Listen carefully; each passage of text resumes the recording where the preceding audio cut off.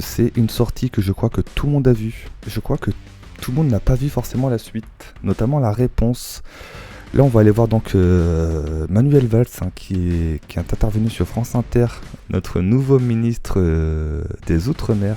Manuel Valls, nouveau ministre des Outre-mer, une question pour vous au standard de France Inter de Jean-Noël. Bonjour. Oui, bonjour France Inter et merci de me prendre à l'antenne. Je voudrais dire à Monsieur Valls qu'il a participé sous Hollande à la destruction de la gauche, qu'il a trahi le PS et son candidat Benoît Hamon, qu'il s'est exilé en Espagne et s'est fait jeter, qu'il cherche à se rallier à Macron et n'a pas été élu. Vous devriez avoir honte. Vous êtes le pire des traites, Monsieur Valls. Toute la France a honte de vos comportements. Vous êtes pire qu'un étron. Jean-Noël, s'il vous plaît. Mais en plus, c'est même pas une insulte. Est-ce que c'est pas un fait? Mais oui, c'est joli en plus un étron, en vrai. Je trouve que ce que dit Jean-Noël, c'est très juste. Mais c'est pas le pire. Parce que je sais qu'il y en a beaucoup qui ont vu cette scène-là, mais tout le monde n'a pas vu d'ailleurs la réponse de Manuel Valls. Pourquoi avoir accepté de rentrer dans ce gouvernement tout simplement? Et puis les reproches tout de même que vous fait Jean-Noël. Voilà. Notamment, est-ce que vous êtes vraiment un étron, Monsieur Valls? C'est la principale question de Jean-Noël. Est-ce que vous êtes un étron? Il va dire oui, en effet. Mais comme la plupart des ministres. Quelle est la légitimité, c'est ce que dit Maxime sur l'application de Radio France, votre légitimité démocratique et celle de ce gouvernement? Et c'est celle de l'expérience, de mon engagement. Moi j'aime les défis. Même lui il sait pas en fait. De quel engagement tu parles, mec? Vraiment, de quel engagement tu parles? À part le fait de vouloir avoir le pouvoir, de quel engagement tu parles? Le mec va nous parler de ton expérience, waouh! Ah bah oui, on a vu comment, à quel point, comme Jean-Noël le disait, à quel point tu as participé à détruire la gauche. Parce que moi je me souviens... Mesdames, Messieurs les députés, nous avons un devoir, conduire les réformes dont notre pays a besoin pour que nos entreprises, nos grandes entreprises, aient plus de souplesse pour investir et créer ces nouveaux emplois dont nous avons tant besoin, pour mieux protéger les salariés, adapter leurs droits aux réalités d'une économie en pleine mutation. Le projet de loi Travail... Une fin de manifestation violente. La charge, après une heure d'un face-à-face tendu entre policiers et militants anarchistes. La manifestation lilloise contre la loi Travail se solde par 5 interpellations, 2 policiers blessés et un goût amer pour tous ceux qui étaient venus exprimer pacifiquement leur colère. Franchement, je trouve sa réponse totalement lunaire. Il a sorti 2 mots, 2 mensonges. J'aime prendre des risques.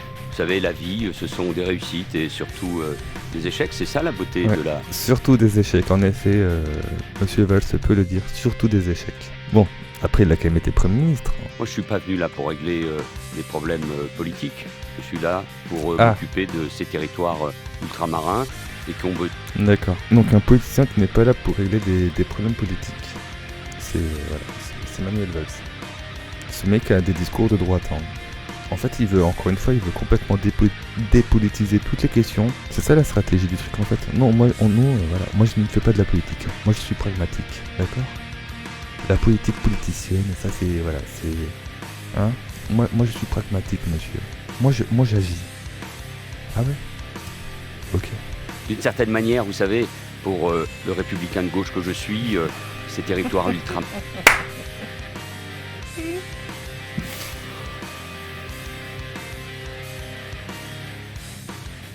Mais sérieusement, ce mec ose encore dire qu'il est de gauche? Printemps républicain de gauche, ouais c'est ça. Non mais c'est un enfer. Hein. Le mec, ça fait 2 ans qu'on le voit pleurer partout.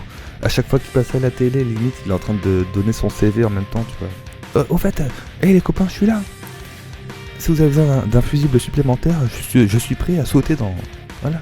Mais tant que j'ai un poste de ministre et que je peux cumuler du coup des retraites par rapport à mes postes, je suis présent. Je suis là.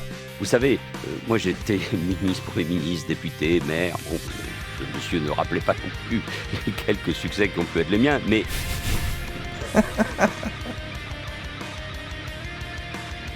Il essaie de s'auto-rassurer. C'est pas comme si ça faisait 10 ans qu'il représentait plus personne, voire plus même. C'est le déni incarné, quoi. À quelle heure il prend des risques, lui? Il s'en fout, mais complet.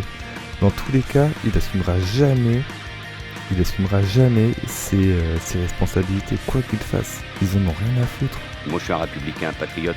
J'aime profondément ce pays. Bien sûr. Et moi, j'ai ici, sur votre antenne, avec les Français, évidemment, au Parlement, j'ai pas du tout envie de polémiquer, de rentrer dans les insultes. J'ai envie de construire. Les doutes vous ont effleuré? J'ai aucun doute sur François Bayrou. Jamais. Mais pourquoi ils se remettraient en doute? Mais jamais ces gens-là se remettent en question. Bayrou, que je connais depuis des années.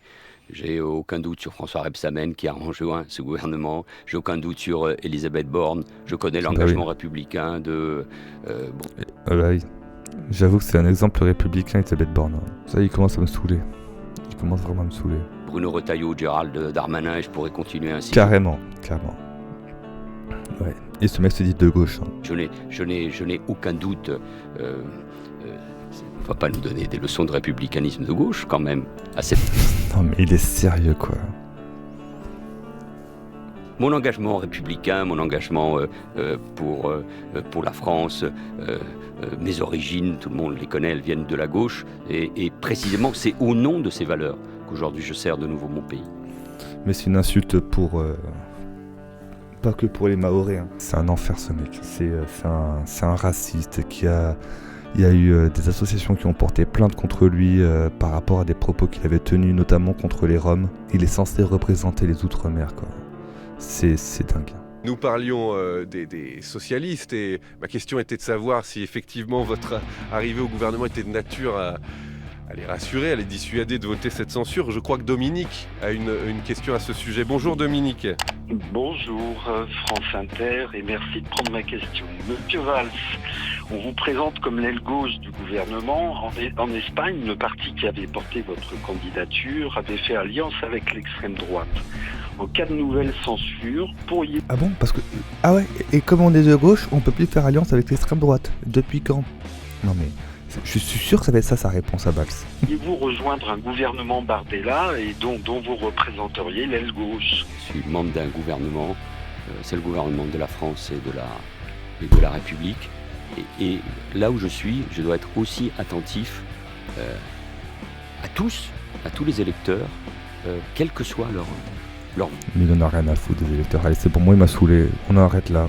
Il en a absolument rien à foutre des électeurs. Lui, tout ce qu'il voit, c'est son poste. Il sait très bien que si c'était des électeurs qui avaient voté pour ça, il serait jamais là. Il en a absolument rien à foutre des Français. Il en a absolument rien à foutre de la démocratie. Au contraire, il la déteste. C'est des gens qui supportent pas la démocratie, qui pensent que le pouvoir leur revient de droit et que on ne sait pas de quel droit. Hein. Mais ils pensent sincèrement ça, et c'est juste insupportable, parce qu'ils savent très bien que s'ils écoutent la population et le vote des gens, ils ne seraient pas là où ils sont. Et c'est insupportable.